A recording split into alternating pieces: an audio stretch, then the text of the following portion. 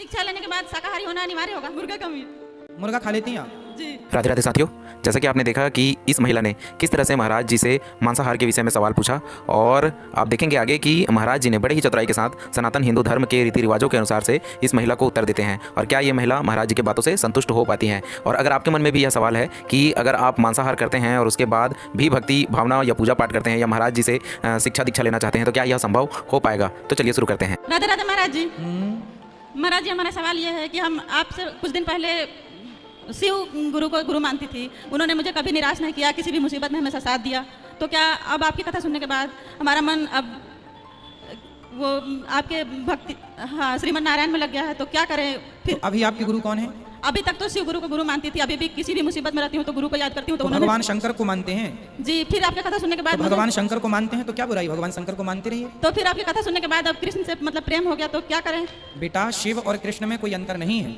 आप कृष्ण को शिव के रूप में देखिए, हम देखो श्रीमन नारायण के उपासक हैं, हम राम कृष्ण के उपासक हैं, लेकिन हम भगवान शिव को जब देखते हैं तो हमें शिव में भी अपने नारायण का दर्शन ही होता है। तो अभी तक हम गुरु दीक्षा नहीं लिए हैं, तो क्या ये सही होगा बिना गुरु दीक्षा के? गुरु दीक्षा नहीं लिए तो आप गुरु दीक्षा ले सकते हैं। आप हमें दे सकते हैं? बिल्कुल दे सकते हैं। तो शिव मंत्र देंगे आपको? हमारे जो परंपरा है ना, श्री संप्रदाय, हमारे यहाँ भगवान श्रीमन नारायण का मंत्र दिया जाता है जी। नारायण और राम और कृष्ण ये अलग अलग नहीं है। तो उसमें हमारे यहाँ जो श्रीमन नारायण का मंत्र है, जो हमें मिला है, वही तो हम आपको दे सकते हैं। शिव का मंत्र जो है, ऐसा मानो, सबसे बड़ी बात ये जानना चाहिए हिंदुओं को कि शिव, राम, कृष्ण और नारायण ये अलग अलग हैं ही नहीं।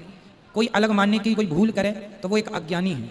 जैसे मैंने कई बार उदाहरण दिया कि गंगा मूल में तो एक है, पर हरिद्वार आते आते गंगा में कितनी धारा हो गई? 7 धारा, सप्त धारा।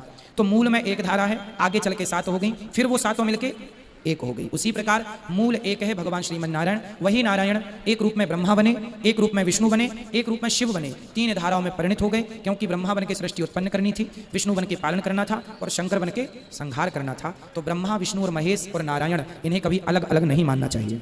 आपसे दीक्षा लेने के बाद शाकाहारी होना अनिवार्य होगा? बिल्कुल जी। आप मंत्र ले ना लें, पर शाकाहारी तो होनी चाहिए। क्यों, आप खाती हैं मांस? जी, हमारा पूरा परिवार खाता है। तो क्या पसंद करती हैं? बकरा, बकरी, मुर्गा, मुर्गी, क्या पसंद करती हैं? मछली? मुर्गा का मीट। मुर्गा खा लेती हैं आप? जी।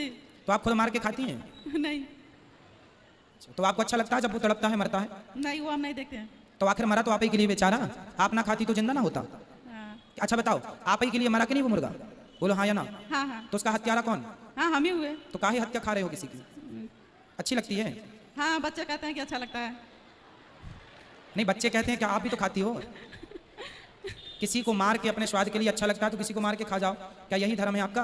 अब बताओ, मांस खाती हो और शिव जी कह रहे हैं कि शिव जी हमारे गुरु हैं, तो शंकर जी गुस्सा नहीं होते होंगे कि बताओ हमारा शिष्य मांस खा रहा है? वो हमारा हमेशा साथ देते हैं। अच्छा है, तुम्हारी पुण्य है, कृपा है। भोलेनाथ तो भोले भंडारी इसलिए तो हैं बेचारे, सब पे कृपा करते हैं। पर आपको गलत नहीं करना बेटा, मांस खाना कहीं से कहीं तक सही नहीं है। किसी की हत्या अपने स्वाद के लिए ना करो, फिर तुम्हारे बच्चे निर्दयी हो जाएंगे, फिर बड़े होके तुम्हें भी मार के पका के खा जाएंगे तुम्हारे बच्चे।